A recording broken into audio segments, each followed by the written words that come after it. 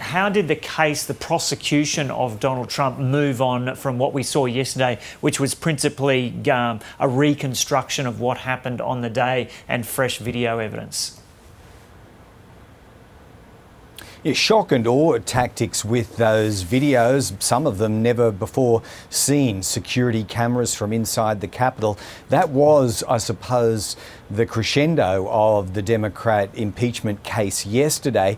Today was about consolidation of the argument and really bringing it back home to each and every person who matters in all of this, and that is the 100 senators sitting in front of the House impeachment managers. So they didn't use all of their time. They had an entitlement to run out to 16 hours. They used 8 hours yesterday to make their case and about another 4 today. So just after 12 hours, they ruled a line under the case, noting that some senators were starting to look a little jaded in front of them. But the lead impeachment manager, Jamie Raskin, really drove it home to each and every one of those senators, but as I say, in particular, the Republican senators who will be pivotal in deciding whether to convict or to acquit Donald Trump.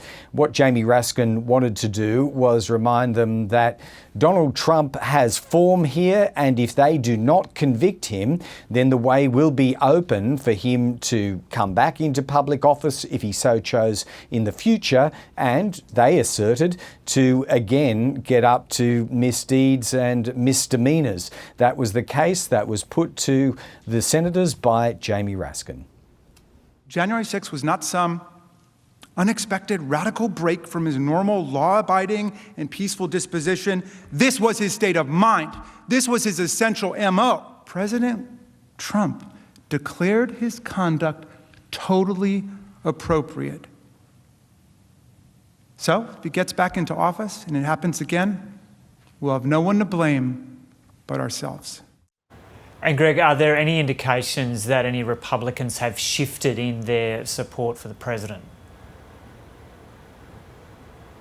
No, there's still this hard core of basically 5, it could be half a dozen, Joe, who are very likely, I think we could say, to support the Democrats and vote with them when we get to the vote. Now, they've been fairly consistent. They cast votes with Democrats a week or so ago when there was a proposition that this impeachment trial could have been stopped beforehand. They sided with Democrats to give it the green light. They did so again at the start of this impeachment trial. They were joined by one extra Senate Republican. So we are talking half a dozen. There might be 1 or 2 more in the final analysis, but that still leaves them well short of the 17 required to actually record a conviction and strike Donald Trump from public office into the future. So we're a little way short of determining the final numbers, but there aren't many who appear to be flagging any change of heart. Not yet, anyway. So what's the process from here?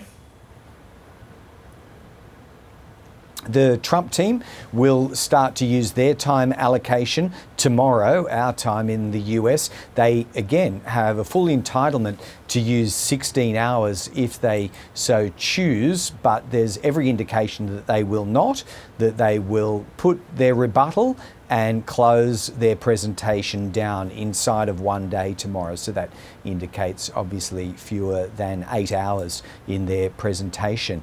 Now, what happens after that, Joe, is not entirely clear. Last time there was a portion of time allocated for senators' questions if they choose to ask them.